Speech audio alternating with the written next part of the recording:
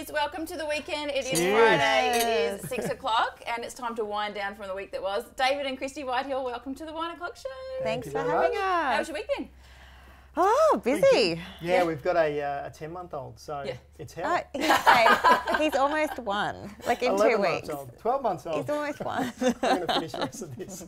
You sound like you need a wine after that 11-month-old. No, he's good. He's good. Thank you so much for joining the show, and I'm a bit excited because you both are doing such amazing things, one in the mediascape and two in the techscape. Chrissy, we'll start with you first. You are doing amazing things with women entrepreneurs and tech startup. You're the CEO and founder of Tech Ready? Yep, Tech Ready Women. Yes. Tell us all about that. Yeah, so Tech Ready Women, we help non-tech female entrepreneurs start tech startups. So we have an 8-week accelerator program where we take women through the step-by-step process of how to develop an app or a website idea. Yeah. It's crazy. It's very busy. Yeah. We've just run an accelerator at the moment, about 6 weeks ago, and we have another one starting very soon, which is really exciting. And yeah, we have some great ideas. Women that have ideas in fintech, health tech, fashion tech. You know, for me, it's really important to. Obviously, there's not very many women in tech. 22% of founders or startups actually have a female founder or co-founder in Australia. So there's a lot of work to do to actually increase that, and that's where Tech Ready Women. Where did the passion come from to start the tech business? So I got into tech about 6 years ago. I was a non-tech founder. I had an idea for a web-based platform. It was actually a dating website called Fancy My Friend. Yeah. Yeah, I was a bit concerned about this actually because we were dating at the time. Dating. So I was a bit... You're like one of these people flicking through your phone going, what is she doing on a dating site? Oh no, when She owned it. Yeah, I know. Made it even worse. My friend was single, but I wasn't at the time, and so it was about friends recommending their single friends. But we made every mistake under the sun, you know, with that first project. You know, 2 non-tech women trying to, you know, we ended up hiring a developer in India. So it was just disastrous, wasted a lot of time and money. And then from there, I built multiple platforms. One of them, Fancied, was a dating app, quite like Tinder, just before it was just pre-Tinder, raised quite a bit of money, had a big media deal with Pacific Magazines and Yahoo, and ended up falling through because Tinder came in and sort of wiped it out. I think we grew to about 20,000 users in the first couple of months. But yeah, Tinder was just like forced to be reckoned with. So just through all of those experiences, the challenges I faced entering such a male-dominated space, that you know, I saw that there was a real need to help more women get into tech.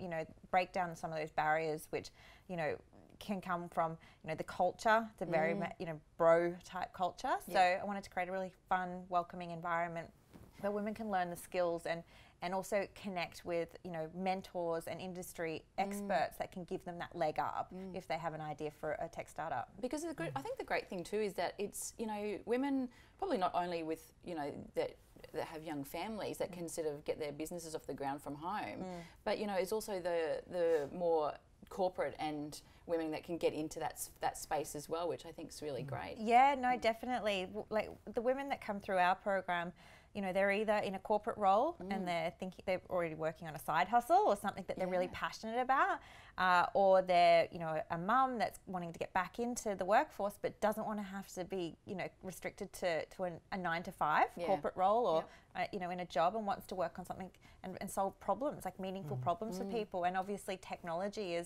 it's not going away. It's only, you know, getting bigger, and the industry's getting bigger, and, you know, technology is a part of everything now. So it's important that even if you have an existing business, like some of the women in our program have existing businesses, but are just seeing that they need to implement technology to be able to keep transforming and keep growing their businesses as well. So yeah, it's really important, and it's great. We're getting such a good reception for it.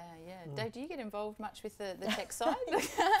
He's the accountant, I'm the accountant, investor, the moral support, the babysitter, the nanny, the daddy daycare guy. Daycare. No, because when I do a lot of travel away for my work with TV, and then I sort of come back, and as soon as I walk in the door, Christy goes, righto, here's yours, and Can you go over my financials? Can you check this? But it is a bit of a team effort, and I think sort of in the entrepreneurial space, it's such a you know, it's such a journey, and there's so many ups and downs and things. So you really need someone there to support what you're doing. And Christie's an entrepreneur as well as teaching the other entrepreneurs. So you know, you need as much support as the other guys. So. Yeah. But yeah, there's ups and downs. Yeah. I believe that you know, each path, you know, you've learned things, or there's challenges along the way. What have been some of the challenges and learnings that you've had going through this process? Oh, so many. I think, I mean, in the beginning, it was all about validation. I didn't know back then how to validate an idea. You know, quite typically, you know, visionaries, entrepreneurs, we go into this solution mode because we come up with ideas and we just want to execute it. But it's really important to spend time in that customer discovery phase and talk to your customers, you know, find out if the problem that you're trying to solve is a big enough problem and enough people want it solved. And also the solution that you're building, you know, especially when it comes to tech. Like, if you haven't built an app before, don't assume that because you've used an app, you know how to build it, because it's a total, there's so much to it. You've got to hire developers that have, you know, come from multiple, they develop in multiple languages, like Python, you know, React, Django, like all these different, and you're like, how do you know what skill set to hire? And so I made so many mistakes in the beginning with that, not educating myself early on.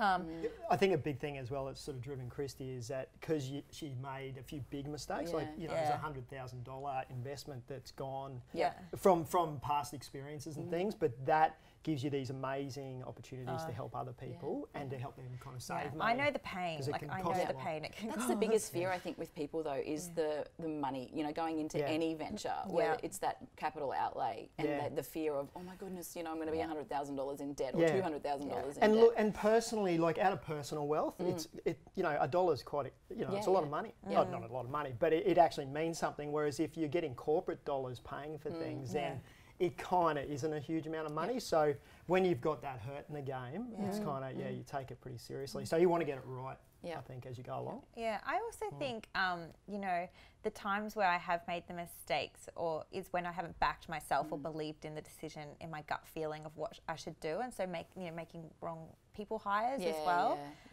You know, that's been big, you know, personal growth and always, you know, investing in my mindset and self-belief has been really important to keep me going, because the resilience that you need to have and the, you know, perseverance. Now, Dave, we've seen you on our Australian TVs for many, many, many years. Our travel, when you travel the world, I think you've been on Kerry Ann Kennelly and... Yeah, I started back with CAC quite a while ago.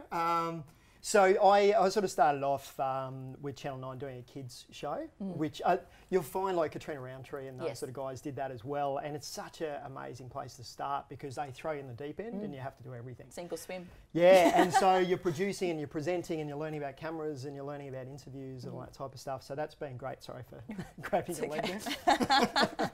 Which is one of my techniques that I do for interviews. But yeah, I've been lucky to, you know, work with Kerry Ann Kennelly, and I've done stuff on Getaway, and now we're doing a lot with Weekend Today.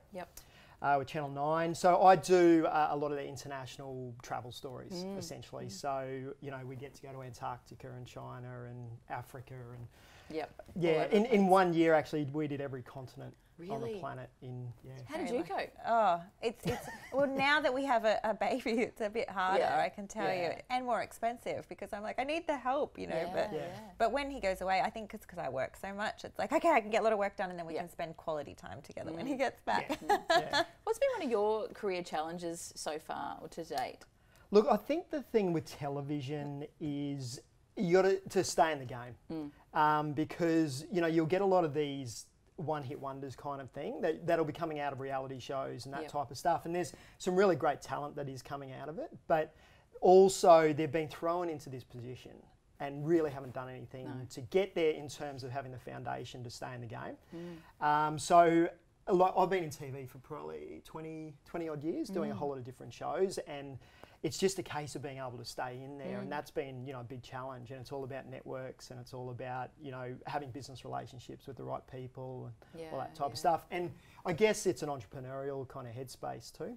Because you've got to push, and you've got to, if you don't do it, you're not going to get anywhere. So, has there been any, like, one piece of advice that's been a real game changer for you throughout your career, or I guess for both of you? Do you know what? I never thought this would happen when you're sitting at school and they tell you stuff and you go, whatever. Never going to know that. But they said, if it's going to be, it's up to me. And that was something that they always used to preach out at the assemblies and all that type of stuff. And obviously when you're a kid, you don't listen to it and go. But like I'm 42 now and I've still got it in my head, is that if it's going to be, it's up to me. And it's great because I can then take responsibility of it and go, right, is it working? Yep, great, I've done that. If it's not working, then great, I can do something about that. And I think people, and I don't know whether you find this in the tech field as well, but a lot of people expect things. You know, like, I so agree. If you want it to happen, you've got to be the one that makes it happen. Yeah. You know, you can't just sit back and go, I want to do this, and then expect everyone else to make it happen for you. That's right. And you can make things happen. Like you can, you know, the old saying is that if you want it to happen, you can do it. Now there may be some limitations with brain surgery and what have you. But you know, I've worked at SeaWorld as a dolphin trainer, and I've travelled the world doing what I love, and they're the two of the dreams that I had when I was young, and I chased them, and I got there. So that's the same for me. Like, you know, I think I started out in tech 6 years ago. I've been in startup for like 8 years, I guess. But I came from a retail management background, you know, never been in tech before. And yes, I made a lot of mistakes, but it's like, at the end of the day, it's my mindset. It's investing in, you know, personal growth and, you know, all of that sort of stuff has helped me just keep pushing through. And also as well, being passionate, I think, about what you're doing. And if you're passionate, you don't really have to work then. It's more about, I just want this to happen, I want this. And you really, you know, you got the energy to keep going. What's probably one of the biggest accomplishments that you're both proud of? Probably our little family. No. Well, that's for me anyway. I think. Definitely. And it's funny though, because until I guess we had Zach, we didn't understand it. And now that we've had him, it's like, oh my God, this is awesome. Yeah, like I remember my friend telling me when she had her baby, and she was like, oh, I feel like I found my purpose. And because I was so career focused, I was like, I'm pretty sure I know what my purpose is. And, you know, even, you know, I have a very strong, and I still do have a very strong career value and business value. But when you do have a little one, it's like you realize it's not just you in the world, and that there is, you know, other a little people being to consider. And so it does make you feel a lot more present and grateful for a lot of the little things. So it makes what you're doing all worthwhile as well. Like turning the light switch on. And off. And shut. Open, shut. Open, shut. Like, we can do this all day. How simple and amazing life is. Now, Dave, we see a lot of now on demand, or a lot, like pretty much like this show, that, you know, web series that are coming out on YouTube, and a lot of people watching, you know, that we're seeing the media landscape changing a lot. How do you think this on demand and webs are going to affect Australian TV? I think it's pretty heavily affected TV already. You know, the TV networks are losing the rating, the number of people that they've got watching a particular show. So they might have been getting sort of 1.5 to 1.8 million people watching something like The Bachelor or something like that. And those numbers have sort of dropped right down. So now sort of the million people is where they're looking at. Now, the reason being is because everyone's got so many avenues to have a look. So they've got their phone, they've got their iPads, they've got, you know, Netflix. Or if they miss it, they can go on to, you know, and watch it, like binge watch it, you know, down the track. Or so check out what happened on Instagram. So there's only a certain amount of time I think people have per day to spend on devices, which is including TV. So that's been pretty interesting. But saying that though, it also, on the flip side, it opens up this whole other spectrum of media that people, you know, like the show and like different projects that we're doing can go on, like this web series now. So it's interesting for the TV guys. So we sit and watch you on TV. What TV shows do you like to watch on TV? What do I watch? I watch Australian Survivor. Do you? Yeah, I don't know what it is. I just love the twist and we're going to see you on Australian Survivor. Would you ever go on a reality show? You have been on reality shows. Oh yeah, I have done actually. I did Skating on Thin Ice, which was a ice skating show with Channel 9. So with Jamie Jury and Imogen Bailey and all those guys. And we skated with Disney on Ice. Yes. So that was it was like a 12-week journey of learning to ice skate and then skating with Disney on Ice in front of I think like 10,000 people. Oh my That's goodness. very crazy. Yeah. Were you like with the Disney princess things in the ice? No? Yeah, we were all dressed up like twits. I didn't get the princess role. Damn. But no, it was good though. But don't know. I'm just kind of like the reality stuff's fun, and it depends what show it was. You know, if it's something like Survivor and it's about outdoors and it's about the ocean and that type of stuff, then I love it. But if it was the Bachelor, probably not. Well, you're married. You can't go on the Bachelor. Yeah. Going back to the dating app thing. I keep saying I think I'd make a great Bachelorette. Do you reckon? Yeah. Yeah. You might have missed the boat. I missed the boat. You could get divorced, go on the Bachelorette, get Dave to come on and see if you pick him at the end. Yeah. Or maybe she won't, which is a very dangerous. That's actually the only show I watch, sadly, because I don't have time to watch TV. I do listen to podcasts and to audiobooks and things like that at the moment, but it's like that's the only show I like. And she's forgetting something. What? Game of Thrones. Oh, Game of Thrones. Oh, well, if you don't like Game of Thrones. I know. Yeah. Now, guys, do you want to have a little fun and play a little game? Just throwing it out there. I'm pretty sure you've probably already heard of it. It's called Never Have I Ever. Oh, God. Are you going to bat? Yeah. I have never. Cool. Oh, no. And you've got to answer some serious questions. And you can't lie on Never Have I Ever. Christie will probably have a lot of I haves. Oh, yeah. So the reds will be coming up. And if they've got a little story that goes along with it, we like to hear them too. Okay. Never have I ever kissed someone of the same sex. Better get this one right. I'm really drunk. Oh. Did you know about this, Dave? Yeah. That's the only reason I started going out with her. She told me that story. And she's a keeper. Never have I ever done something I regretted. Oh, God. Done something that I regretted. I don't know. No, never? Well, I just think everything sort of, whatever. You can't have any regrets. What have you regretted, right? Dave? Oh, what have I regretted? Things that I can say. That 130,000 people are going to see. Yeah. What have I regretted doing? Actually, let me come back to that. Okay. We'll give you an answer, though. Right. We'll give you an answer. Never have I ever snooped through my partner's phone without them knowing. Oh, whatever. I think this is a male-female scenario, though. Guys just don't really care about snooping through girls' phones. What are you looking for? I don't know. This is in the early days. Yes. You know. Making sure there's no other women on the scene. Still dating somebody else. You know. After he found your app. Yeah, exactly. I'm going to have to change my passcode. Yeah. Never have I ever given a back or a neck massage without being an ulterior motive. Oh, yeah, true. You have or you've never? No, there's always an ulterior motive. There is always. With a back massage. Yeah. Yeah. Either to get one as well. Yeah. Or to get one. Yeah. Get one. Never have I ever dropped something in the toilet and used my hand to retrieve it. Oh. No. I have never. Oh my. No. I'm like, that's gone to seed. Yeah, I know. Yes. Never have I ever gotten a tattoo that you've regretted. Yeah, because I've got two. I've got one here, which I got when I was 17, and it means love. And then I have one on my ankle. Yeah. That means naughty. Naughty love. When I was 21 and I was drunk, and it's like a little thing on my ankle. Yeah. And on her back she has this massive angel riding a unicorn. I've got like a little one here. Just that one I regret. Yeah. Do you? Yeah. Never have ever sent a rude photo or raunchy text to the wrong person.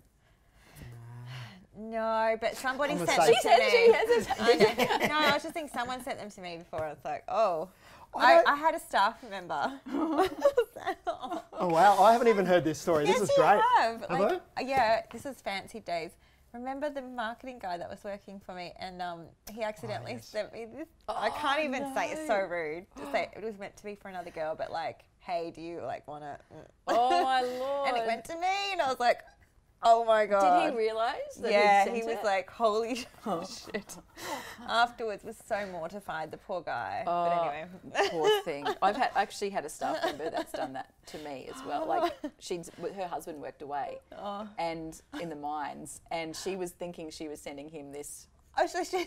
Yeah, Pete and I are on the couch one night watching television at 9:30, and I get this bing, and I'm like, oh, what's this? And it's like, oh my Lord! And she was so mortified. Yeah. So mortified. How I'm embarrassing. so worried that now with the internet and everything, Yeah. it just stays there. Like people can hack into that. Oh yeah, I know, it's crazy. Yeah. Anyway. Never have ever joined the Mile High Club? No. No, I don't know how this Or works. your travel? Come on. No, not come on. really. Not really, just a little. No, it's pretty. I think it'd be pretty hard these days to tell you the truth because there's so. I don't know. They're down there like fluffing around in their little. Yeah. Fluffing being the operative word, I guess, in this conversation. But I don't. I guess. It'd be pretty hard, I think. What do you have to do to join the Mile High Club, though? Is it like you actually have to do it? Have sex on a plane, Is it don't you? just, it has to have to sex, so not just kiss and stuff. No. God, that would have been like join the You Mile can't High just Club. sit there and kiss. Oh, we've done the Mile High Club. Oh, no, like stuff. And stuff, I said. And stuff. Yeah. Yes. Yes. No. Don't know. I'm sure it still happens. Yeah. You know, I'll keep an eye out. Yeah. I'll flick you a text. Guys, thank you so much for joining us on the show today. It's been awesome. Yeah, thank you. for Cheers having to us. the weekend. Have Very a great good. one. Thanks very much for having us. Cheers. Enjoy.